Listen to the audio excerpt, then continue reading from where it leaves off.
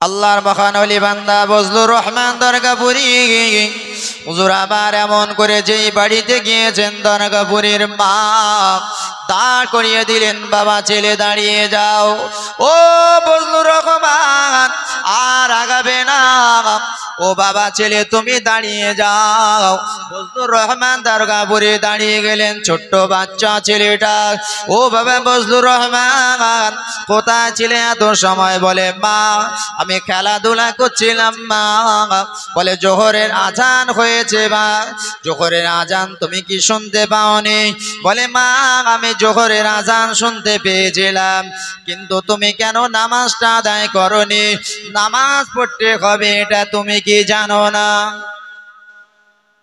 নামাজ পড়তে হবে জানো না? ও বাবা বজলুর রহমান দাঁড়িয়ে যাও, দাঁড়িয়ে যাও। বজলুর রহমান দাঁড়িয়ে গেলেন। বজলুর রহমান যখন দাঁড়িয়ে গেলেন, মা জননী কত নিষ্ঠুর হতে পারে। মা জননী বজলুর রহমানকে বললেন, বাবা ছেলে, ও বাবা বজলুর রহমান তোমার হাত দুটো লম্বা করে দাও। ওই জায়গাতে দাঁড়িয়ে দাঁড়িয়ে হাত দুটো লম্বা করে দিলেন। বজলুর রহমানের মা দুই হাতে দুটো ইট চাপিয়ে দিলেন। ও জওয়ানেরা, যুবকেরা, আজকে যারা বাপ হয়েছি, আজকে যারা মা হয়েছি, সন্তানকে কিভাবে তৈরি করতে হবে মায়ের জানে দয়া নাই, মায়া নাই। ছোট্ট বাচ্চা 7-8 বছরের বাচ্চার দুই হাতে দুটো ইট চাপিয়ে দিলে রাখবার ক্ষমতা আছে কি? বজলুর রহমান দরগাপুরি হুজুর আমার হাতটা লম্বা করে দিয়ে দাঁড়িয়ে আছেন। মা জননী বলছে, বাবা হাতটা লম্বা করো। দুই হাতে দুটো ইট চাপিয়ে দিলেন। মাটির পাঁচিল, এমন প্রাচীর দেওয়া দরগাপুরি হুজুরের বাড়িটা। প্রখর রৌদ্র, পাঁচিলের ভিতরে হাওয়া বাতাস কিছুই আসে না, হাওয়া বাতাস কিছুই আসে না। এমন করে উপর থেকে দুপুরের প্রখর রৌদ্র, এদিকে মাটি গরম আছে, আবার হাতেতে ইট চাপিয়ে দিলেন। দরগাপুরের হাতেতে ইট চাপিয়ে দিয়ে তিনি দাঁড়িয়ে আছেন। কিছু সময় পরে দেখতে পাওয়া যায় দরগাপুরে হুজুরের হাত থেকে ইটটা পড়ে গেল। বাচ্চা ছেলে ইটটা বেশি সময় ধরে রাখতে পারেনি, ইটটা পড়ে গেছে। মা জননী আবার ইটটাকে তুলে দিয়ে বললেন, আবার হাতটা লম্বা করো। আবার হাতের উপরে ইটটা চাপিয়ে দিলেন। আবার হাতের উপরে ইটটা চাপিয়ে দেওয়ার পরে কিছু সময় পরে দেখতে পাওয়া যায় এমন করে বজলুর রহমান দরগাপুরি হুজুরের হাত থেকে ইটটা পড়ে যায়। ইটটা যখন পড়ে গেল, ওই সময় দরগাপুরি হুজুর তিনি জমিনে পড়ে গেলেন। মা জননী ওই সময় বজলুর রহমান দরগাপুরীর ভাড়েতে মাথাতে পানি দিয়ে এমন করে তুললেন। তুলে দিয়ে বললেন, বাবা ছেলে যাও, এই নাও তেল। তুমি তেলটা মাথায় দিয়ে দিলেন। ও বজলুর রহমান যাও, চলে যাও বাবা, তুমি গোসলটা সেরে এসো। গোসলটা সেরে আসার পরে দেখতে পাওয়া যায় বজলুর রহমান দরগাপুরে হুজুর গোসল করে আসার পরে বললেন, মা জননী ওই সময় বলেছিলেন, বাবা ছেলে যাও, চলে যাও বাবা, তুমি নামাজটা আদায় করে এসো। আমি তোমার মা, তোমার জন্য খানা রেডি করে রেখেছি। কি করো? আগে তুমি নামাজটা আদায় করে এসো, তারপরে আমি তোমার জন্য তোমার খানাটা, আমি দুপুরের খানা রেডি করে রেখেছি। জোরে বলা যাবে না সুবহানাল্লাহ? আমাদের ছেলেদের কোনদিন আমরা এরকম শাস্তি দিয়েছি? হ্যাঁ, আমরা তো আমাদের বাচ্চাদেরকে তৈরি করতে পারিনি। আমার বাচ্চারা কথা শুনবে কিভাবে? তাহলে সেই বাচ্চাটা, যে বাচ্চাকে ছোটবেলা থেকে আমি তৈরি করতে পারিনি, সেই বাচ্চা বড় হয়ে আমার কথা শুনবে, আমাকে খেতে দেবে, এটা আশা করা যায়? কোনোদিন আশা করা যায় না। তাহলে আমার ছেলেটাকে, আমার বাচ্চাটাকে, আমার মেয়েটাকে মানুষের মতো মানুষ তৈরি করতে হবে ছোট থেকে।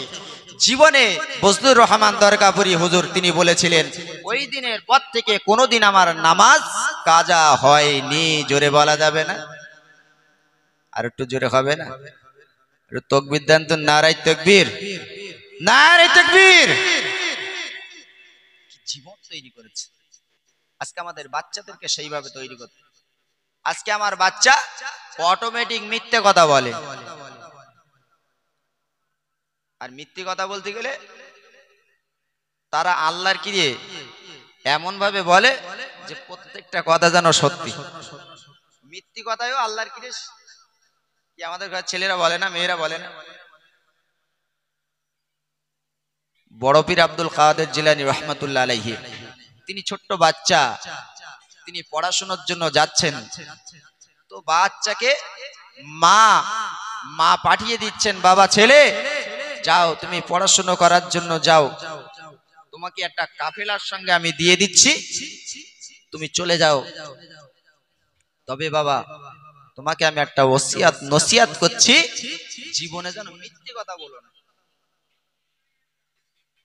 সমাজে পরিবর্তনটা হবে কিভাবে? বড় পীরের মা নসিহত করলেন, কি বললেন? যে বাবা ছেলে আমি তোমাকে পাঠিয়ে দিলাম, তুমি পড়াশোনা করতে যাবে, কিন্তু মনে রাখবে তুমি জানো জীবনে মিথ্যে কথা বলবে না। একটা কাফেলার সঙ্গে যারা ব্যবসা করতে যাচ্ছেন তাদের সঙ্গে পাঠিয়ে দিলেন, আর তাদের সঙ্গে যখন পাঠিয়েছেন জামার বগলের নিচে 40টা সোনার টাকা তিনি দিয়েছেন। কটা টাকা? 40টা টাকা। ভাই 40টা সোনার টাকা নিয়ে যাচ্ছেন, তিনি থাকবেন একদিন দিনের জন্য তো নয়। যেতে যেতে জঙ্গলের ভিতরে চলে গেছে, জঙ্গলের ভিতর দিয়ে যেতে হয়। এখন তো ডাকাত খুব কম, নেই বললেই হয়, তাই তো নাকি? আগে যেরকম ডাকাতি পড়তো গ্রামে, সেরকম পড়ে? আর সেরকম পড়ে না।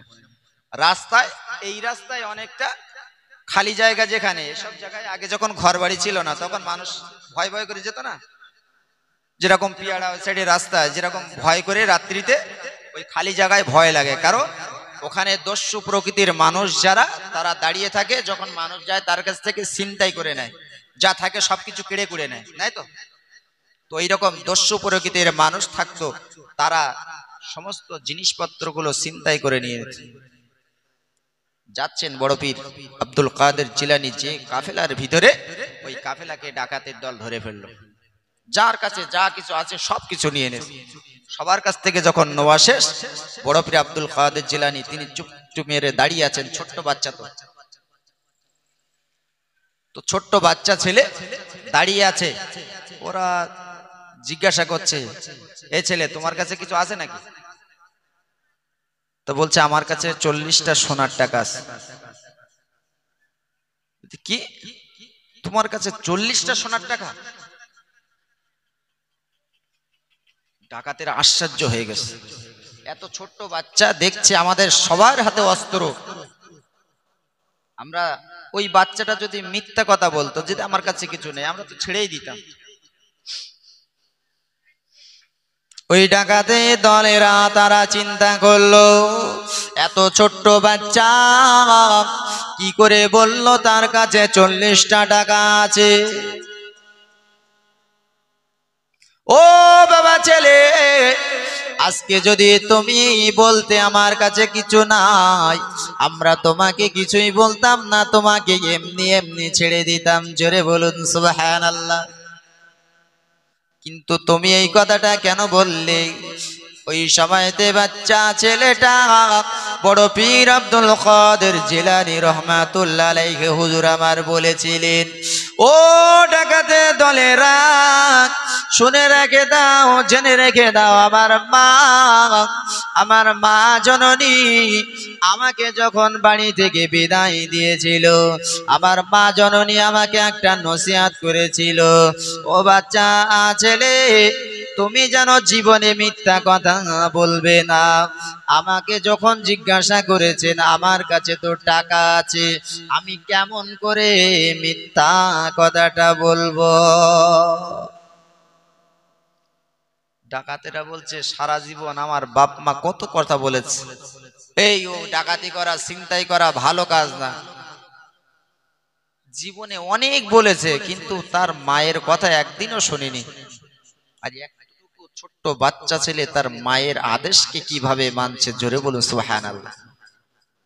ওই বাচ্চা বড় পীর আব্দুল কাদের জিলানীর হাতটা ধরে সোজা নিয়ে চলে গেলেন, নিয়ে গিয়ে তাদের নেতা যিনি ডাকাত দলের সর্দার তার কাছে গিয়ে হাজির।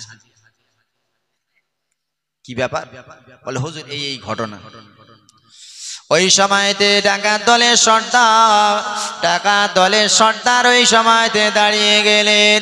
ও বাবা ছেলে, কি আদর্শে আদর্শিত হয়েছো? কার কথাটা তুমি শোনো, কার কথাটা তুমি শুনলে? তোমার মা তোমাকে নসিহত করেছে বাবা ছেলে। আজকে আমার বাইতা আমার মা কত নসিহত করেছে, কত উপদেশ দিয়েছে, জীবনে তাদের কথাগুলো শোনে না, জীবনে তাদের কথা শোনে না। তুমি বাচ্চা, তুমি এই বাচ্চা ছেলে, তুমি কেমন করে তোমার মায়ের আদেশটা শুনেছ? না না না, জীবনে প্রচুর অন্যায় অপরাধ করেছি, আজকের পর থেকে তোমার হাতে হাত দিয়ে কথা দিলাম, জীবনে আর দর্শকেরই করব না। জোরে হবে না? ছোট্ট বাচ্চাকে বলছে, ও বাবা ছেলে, তোমার হাতে হাত রেখে কথা দিলাম, জীবনে আর কোনোদিন দস্যুগিরি করব না, মানুষের কাছ থেকে কেড়ে কোনো সম্পত্তি কোনো জিনিস আর আজকের পর থেকে নেব না। জোরে বলুন সুবহানাল্লাহ। আজকে আমাদের সন্তানদেরকে আমরা সেইভাবে তৈরি করতে পারিনি, যে কারণে তো আজকে সমাজের এই অবস্থা। আজকে নিজেরাই তো মানুষ হতে পারেনি, নিজেরাই তো আজকে আমরা এর গুরুত্ব দিতে পারিনি, তাহলে আমাদের সন্তানেরা কিভাবে গুরুত্ব দেবে? নিজেরাই তো আজকে সেই জায়গায় যেতে পারেনি। কি ভুল বললাম? হ্যাঁ, আজকে দুনিয়ার জমিনে আমরা যারা বসেছি, এই জায়গা থেকে আমরা বাড়ি পর্যন্ত যাব, এই গ্যারান্টি কারো আছে? তাহলে দুনিয়ার জমিন থেকে আমাদের একদিন বিদায় নিতে হবে বলে মনে হয় কি? যারা আমরা বসেছি কি মনে হচ্ছে? আচ্ছা, এই জিনিসটা আমরা সবাই কিন্তু জানি, কিন্তু জানার পরেও মানি? তার জন্য প্রস্তুতি যেটা নেওয়ার দরকার, সেই প্রস্তুতি আমরা কি নিয়েছি? আল্লাহর নবী, বিশ্ব নবী জনাবে মুহাম্মদুর রাসূলুল্লাহ সাল্লাল্লাহু আলাইহি ওয়াসাল্লাম, যিনি পৃথিবীর জমিনে এসেছেন, যার জন্য আল্লাহ আসমান তৈরি করলেন, যার জন্য আল্লাহ জমিন তৈরি করলেন, যার জন্য আল্লাহ 18,000 মখলুকাত সৃষ্টি করলেন, তার ভিতরে শ্রেষ্ঠত্ব যাদেরকে দিলেন, আজকে সেই নবীকেও তো পৃথিবীর জমিন থেকে বিদায় নিতে হয়েছে। তবে নবীর কাছে যখন আজরাইল এসেছিলেন পারমিশন নিয়েছিলেন, কিন্তু আমাদের কাছে এসে কি পারমিশন নেবে নাকি?